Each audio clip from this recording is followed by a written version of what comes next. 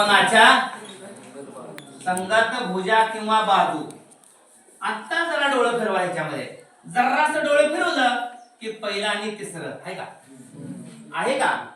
पहिला आणि तिसरं तिरकस मध्ये एबी आहे का? चला पहिलं तिसरं खाली लिहायचं, म्हणून एबी भागिले एडी बरोबर एसी भागिले एबी. पहिलं दुसऱ्याची दुसरं तिसऱ्याचे पहिलं तिसरे समरूप असतं, प्रमाणात असतं. म्हणून एबी भागिले एडी बरोबर एसी भागिले एबी असणारच की. तिरकस गुणाकार एबी गुणिले एबी बोला एबी वर्ग बरोबर एसी गुणिले एडी. हे पहिलं एक काम संपलं.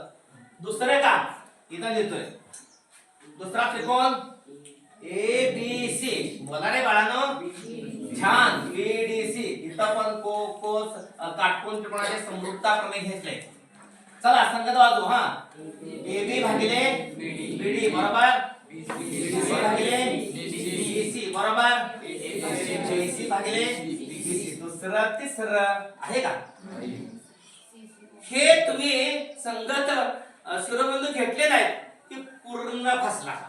बीसी गुणले बीसी बीसी वर्ग एसी गुणले बीसी. हे दुसरं. एक आणि दोन वरून डाव्या बाजूंची बेरीज. इथं डावी बाजू काय आहे?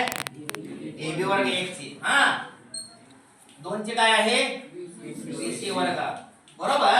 1 ची उजवी एसी गुणिले एडी आधी 2 ची उजवी एसी गुणिले बीसी. काय करणार? एसी कॉमन काढायचं. करेक्ट. एसी कॉमन काढायचा आणि आतमध्ये एडी आणि बीसी काढले.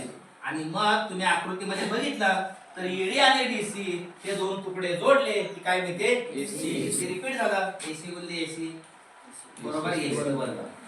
हे प्रमेय अशा पद्धतीनं पायथागोरसचं प्रमेय काटकोन त्रिकोणाच्या समरूपता प्रमेयाचा वापर करून सिद्ध करू शकतो. ओके समजलं?